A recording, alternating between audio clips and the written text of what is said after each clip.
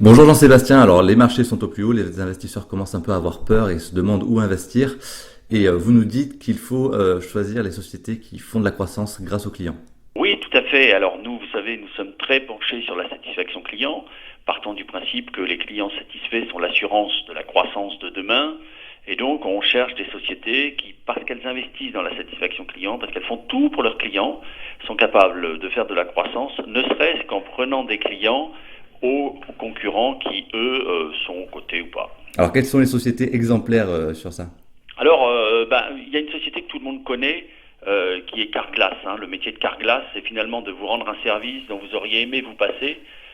Donc c'est assez difficile, changer un pare-brise, c'est toujours un moment désagréable, ça n'intervient jamais au bon moment. Et Carglass a mis en place des points, ce qu'ils appellent la règle des 5 T. Donc time comme premier T, c'est-à-dire que le client téléphone et on lui confirme une heure d'arrivée, si possible le plus rapidement possible. Touch, c'est le contact, donc les gens doivent serrer la main, établir un contact visuel, s'engager pour avoir un vrai contact avec le client. Ce qu'ils appellent technical, c'est l'excellence technique, bien faire à chaque fois et faire le maximum pour que la technique soit au rendez-vous. Talk, discuter avec le client, lui dire ce qu'on va faire, comment on va le faire, et lui expliquer à la fin tout ce qu'on a fait pour lui. Et à la fin, le fameux thanks, remercier le client d'avoir fait appel à Carglass. Et tout ça, ça donne une société Carglass qui s'est imposée comme leader à travers le monde avec cette petite touche de service à chaque fois, ces petites notes qui font que le client vit un moment très désagréable, le bris de son pare-brise, comme quelque chose finalement de pas si désagréable. Et si ça recommence, il fera directement appel à Carglass. Alors Carglass, champion de la satisfaction client, par contre on ne peut pas investir en direct Non, sur- non, non, c'est un morceau de société cotée, mais c'est intéressant de voir que ces gens-là sont capables de faire de la croissance dans un marché qui n'est pas forcément en croissance, puisque c'est un marché de renouvellement.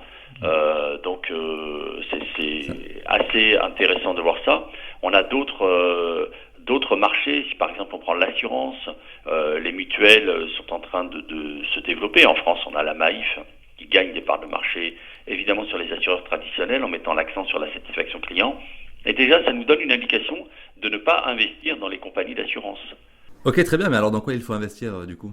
Eh bien, nous investissons aussi dans les sociétés cotées. Nous en avons parlé. Évidemment, Amazon, le leader en termes de satisfaction client, la société qui fait de la croissance chaque année malgré sa taille. On rappelle que c'est 25% de croissance moyenne annuelle pour une société qui fait 100 milliards de dollars de chiffre d'affaires.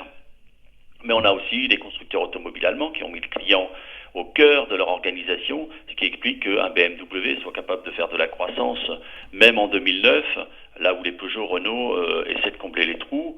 On a aussi d'autres sociétés comme Nestlé qui, à travers l'activité Nespresso, a su imposer un modèle, Michelin qui, en se concentrant sur la satisfaction client, a permis de monter en gamme et de ne pas subir la concurrence des Chinois, ou Corian Medica dans les maisons de retraite qui, en mettant l'accent sur la qualité des services, la qualité du suivi des familles et du personnel, offre aujourd'hui une société de croissance capable de se développer en Asie où il existe de nombreux appels d'offres, notamment en Chine, pour installer des maisons de retraite. Donc ce que vous nous dites, c'est que malgré que les marchés soient au plus haut, finalement investir dans les sociétés qui ont beaucoup de croissance, ça n'est pas un risque à moyen terme puisque les valeurs vont monter. Tout à fait, investir dans des sociétés qui ont beaucoup de croissance parce qu'elles mettent le client au cœur de leur organisation. Nous préférons la croissance centrée sur le client à la croissance centrée sur le produit parce que le client est durable et tant qu'il y a du client dans l'entreprise, il y aura du chiffre d'affaires. Merci Jean-Sébastien.